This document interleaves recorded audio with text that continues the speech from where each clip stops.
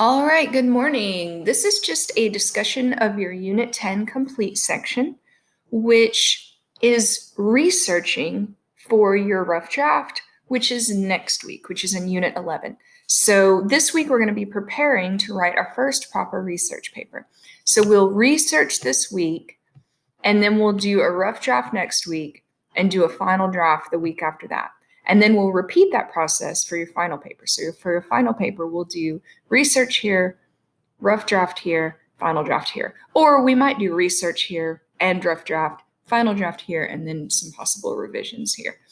So we've got 2 more research papers for this course, and then you're all done. And we haven't really done one yet because we've had a crazy semester. So I've been trying to give you little units that you can do individually without having to do a whole paper.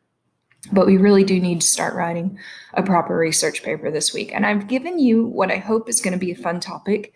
You can choose a game that you like or a sport that you like, and you're going to be writing a history of it, an explanation of the rules, and why it has remained popular for so long. And this is probably going to become your thesis statement. Why has it become why has it been popular for so long? Because some of your sports and even board games are hundreds of years old. So why have they endured in such popularity for so long? So your assignment for this week is to use the Tennessee Electronic Library to find 3 articles about your topic, 3 good articles about your topic, articles that you will want to use in your paper. And if you absolutely can't find 3 on Tennessee Electronic Library, you can use an article from somewhere else, but do not use Wikipedia or myessay.com or eNotes or GradeSaver or anything like that, because those are not proper websites for using for college. The websites that your college professors are going to want you to use are scholarly journals and really good websites like National Geographic or Sports Illustrated or the New York Times, websites that have authors who have worked for them for a long time and who are experts in the field and things like that. So you don't want to use something random. You don't want to use anything that a high schooler or a middle schooler has made a website of. That's not going to be a proper website. So make sure that you're choosing carefully when you choose articles. The safest way to do that is to use the Tennessee Electronic Library.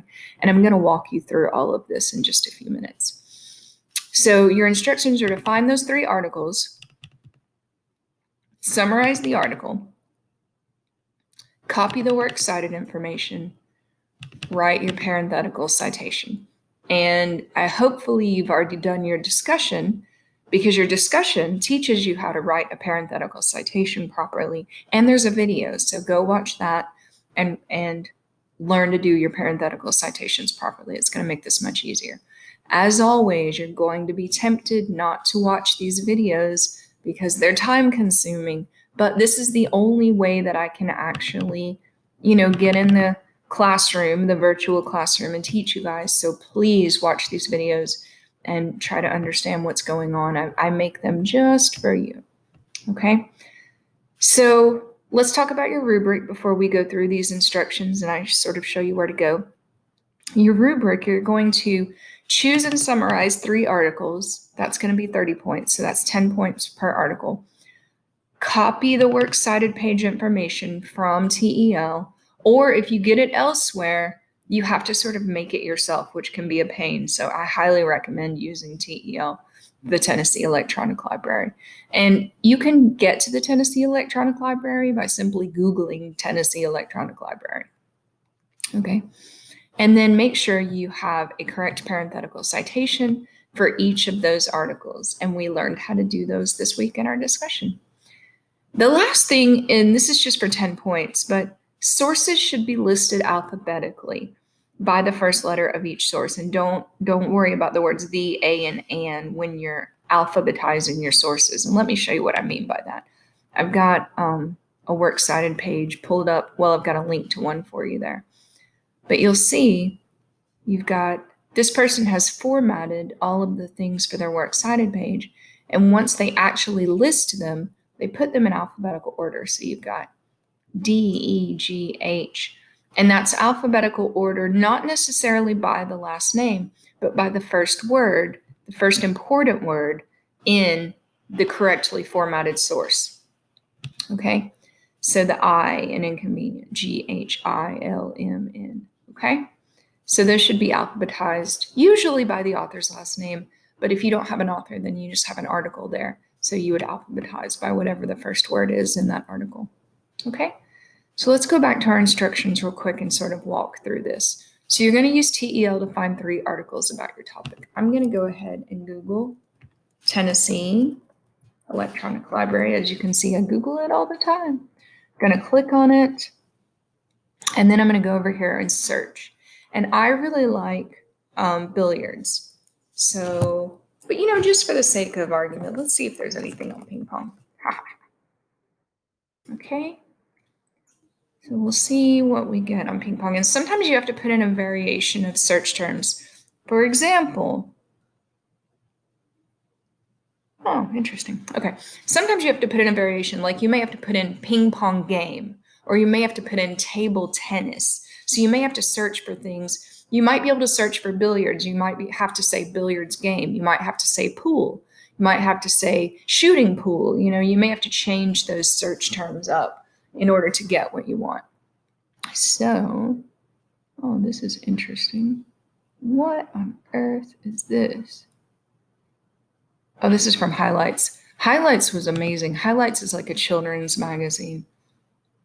Dancing turkeys. So this is weird. Cover a table tennis ball. Oh, a table tennis ball, so a ping pong ball. That's the only reason that one popped up. So it's just how to make little turkeys, turkey puppets. That is not useful for what we need. And that's exactly what you're going to be doing here. You're going to be evaluating which sources are good for what you need. Play at home sports, lovely professional university files, patent application for a system to detect edge ball. That's kind of cool. Ping pong fanatic who changed history, ping pong challengers, back to the basement, foundation updates on ping pong. Oh, there's a 3rd annual ping pong. There's an annual ping pong tournament. Cool. You look for ping pong. Specialty teas and cocktails for your ping pong table. All right, so lots of interesting things on ping pong. So let's see. Let's go back to the basement. This is from the New Yorker. And as you can see, there's an author here. Now look at this. Scroll all the way to the bottom for your works cited information. Ooh, this is long. For your works cited. See, there it is. Look at that. Works cited information already there. Don't even have to write all that crazy stuff out. All right. So yes, it is time consuming to read through this research. That is why I'm only having you research this week instead of writing.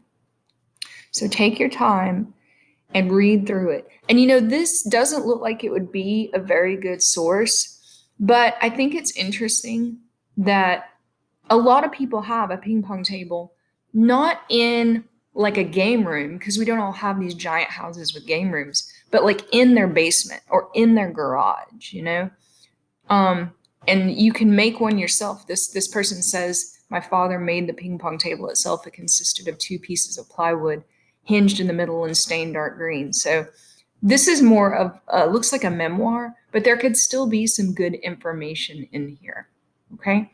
So once you've found that source, and this is just, the point of this exercise is for you to find a source, for you to know, excuse me, how to find the works cited information on it, and for you to do a parenthetical citation. So let's pop back over here. And I'm just going to summarize something that I saw there, but I'm going to copy and paste this bad boy because we do not want to type this out. So right click on your mouse to copy, or my favorite, which is Control C on the keyboard.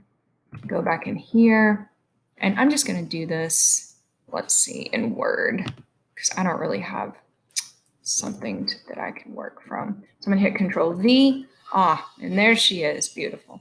Now, we don't have page numbers. I didn't see any page numbers, but the parenthetical citation for this is simply going to be the author's last name. We learned that when we did our discussion this week. So we're going to put in Franklin, close that, parentheses, and a period. And that's what's going to come at the end of whatever we summarized or paraphrased. So I'm going to go ahead and say many people have, or we'll say house their ping pong tables in their garage or basement, probably because they take up so much room, and maybe even, oh, come on now. Maybe, why are you acting weird? Isn't technology fun, kids? Maybe because of rowdy children playing the game, which sensitive adults might prefer be as far from the living room as possible. Okay, so that's just a little bit of information that I summarized based on what I read in that article. And that article was not a great article for this. It's going to be tricky for me to find like ping pong rules probably in the TEL. But let's go back and let's just try ping pong rules, because that's something we have to include in our paper. Ping pong rules. We'll see what we can get in here. I know this video is a little long, guys, but I really hope it helps you, because I know some of you are struggling, and some of you are just taking off and you've got an A or a high B in this class and doing great. All right. I think we can go ahead and close this guy. Ping pong. Okay. Okay, so, well, that's kind of cool. Okay, let's check out this first one.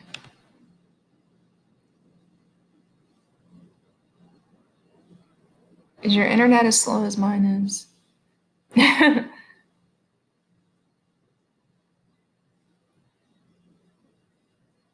We've got a price here. I wonder what that's all about. It says it's a book review. Oh, there's a whole book on ping pong. I'm sure there is a book on ping pong. And if you have a fabulous library near you, you might be able to find a book on ping pong. And oh my gosh, books are great resources because they're so easy to cite. All right, I'm going to go ahead and close this down, see if that makes it a little happier. Come on, load for me. Children are waiting. Young adults are waiting. All right, this is not going to make it any happier, but I'm going to click over here and put in ping pong rules. And this may be the other source that we will need to find if we can't find what we're looking for on the TEL. Okay, so we've got this stuff. Oh, here's a .org. Your .orgs are usually going to be a little more reliable than your .coms. Hopefully your English teachers have been teaching you that. I don't know why my internet is running so slow. I apologize for the delays, but thank you for your patience. Oh my goodness. Come on now. Come on now. Crikey. Waiting, waiting, waiting. No, this is still not loaded. Okay, I'm going to go ahead and close this one. And then maybe it'll be happier if it's only loading one thing. It's not usually quite this slow, so apologies. Okay, I'm going to come back to it. So let's go back to here. So find those 3 articles and copy that works cited information and write a sentence, well, just a summary of the article. And then make sure you've got your parenthetical citation. And this will let me know that you have found a source, that you have read it and summarized it, and that you know how to do the parenthetical citation for it. When you list these, because you're going to have 3, list them alphabetically, just like the example that I showed you earlier. Okay. All right, I'm going to go back to our little internet site. And if it is not loaded, I will go ahead and end this video and we will assume that we had found something lovely that we could use. Just remember, citing sources outside of Tennessee Electronic Library can be challenging. So if you do find something outside the Tennessee Electronic Library, I would encourage you to visit, and I'm going to type this up for you real quick. Al Purdue, and click on MLA. The MLA section. Okay. And then go to formatting a website or web page, and that's going to help you. It's going to look a lot like this. You're going to have an author, you're going to have the title of the web page, the title of the website, and then like the date it was updated and when you updated it, and a copy of the link. Okay, so that's another thing that you'll look for. All right, let's click over here. And of course, oh, yay, okay. So official rules of table tennis. We don't have an author, I don't think. Nope, I don't see a human's name. Remember, we've got to find a human. So if we don't find a human, that's okay. Pongfit.org. Yeah, we can use this. So this is going to be called Official Rules of Table Tennis. So when you alphabetize it, it's going to be in an O. Okay. And if you're welcome to include, the rules of your game from this website, but you've got to put them in your own words. And if you don't, you've got to put them in quotation marks. Okay.